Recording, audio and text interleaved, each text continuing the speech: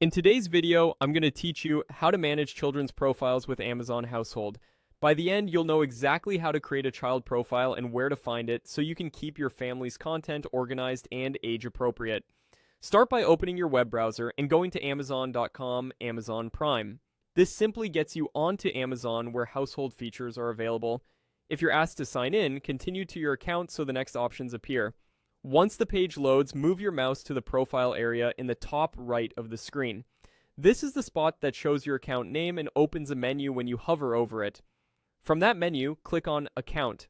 This takes you to your main account hub, where Amazon keeps all of the settings related to your orders, membership, and family features. On this page, look for the section related to family or household management. Click on your Amazon family to open the household area that controls family members and shared content. You'll now see your household members page. Here, look for the option labeled New and click it. This is where you add a new member to your household. Next, choose Add Child.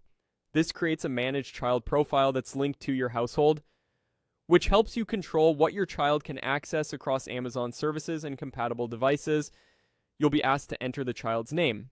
Type it the way you want it to appear on their profile, then enter the birth date. This part matters because Amazon uses the birth date to tailor content and features based on age. Double check the month, day, and year so everything is accurate, and remember you can always return later to make updates if needed. When everything looks good, click Create. Amazon will save the profile and take you back to the members list. You should now see the new child profile alongside any existing members in your household. Click on the newly created child to open their profile page.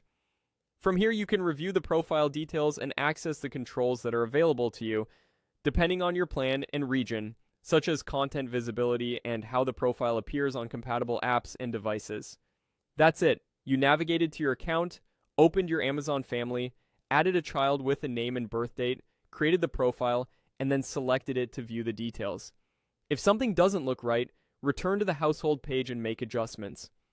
Thanks for watching, and feel free to replay any section as you follow along.